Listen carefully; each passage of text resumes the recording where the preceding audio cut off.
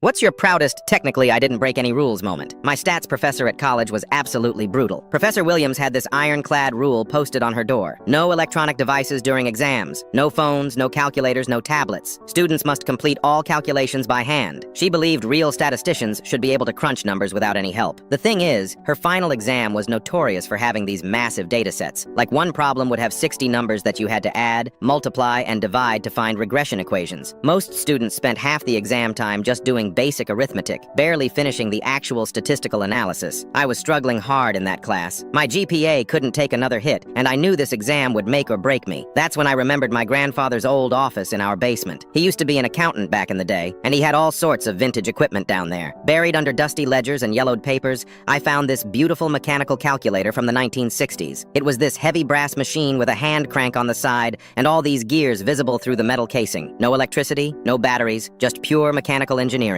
I spent a week learning how to use it, practicing multiplication and division problems until I could work it smoothly. Exam day came, and I walked into the classroom carrying this 20-pound antique in a canvas bag. When I pulled it out and set it on my desk, everyone turned to stare. The thing looked like something from a museum. Professor Williams walked over, frowning at the contraption. "What exactly is that?" she asked, flipping through her rule sheet. "It's a mechanical calculator, ma'am. No electronics, just gears and a hand crank." She studied the rules again, clearly annoyed but unable to find anything that banned it. "Fine," she said through gritted teeth. "Proceed." The exam started, and I tackled the first problem. While everyone else was scribbling frantically, trying to add 57 numbers by hand, I was cranking away. The machine made this satisfying clack, clack, clack sound with each turn, like an old printing press. Within 30 seconds, I had the sum. Another few cranks gave me the product. The whole regression equation that should have taken 40 minutes was done in under 5. The sound started getting to people. Every few minutes, you'd hear that mechanical clacking echoing through the silent room. Students kept glancing over, their faces getting more frustrated as they realized I was flying through problems that were eating up their time. By the halfway point, I'd finished every calculation-heavy problem on the exam. I had so much extra time that I went back and double-checked everything, then triple-checked my statistical interpretations. Meanwhile, students around me were still struggling with the arithmetic from problem 2. One guy actually raised his hand and complained to Professor Williams. "This isn't fair," he whispered. "He's using a machine." She looked at me, cranking away, then back at her rules. "It's not electronic," she said flatly. "It's allowed." When time was called, half the class looked like they'd been hit by a truck. I calmly packed up my antique calculator and walked out feeling confident for the first time all semester. Grades came back a week later. I scored a 94%, the highest in the class. A few students tried to file complaints with the dean, but Professor Williams backed me up. "The rule specifically states no electronic devices," she told them. "Mr. Davis used a mechanical one. He followed the rules exactly." Next semester's syllabus had a new line added: "No electronic or mechanical calculation devices permitted during examinations." She'd learned her lesson, but it was too late for me. I'd already graduated.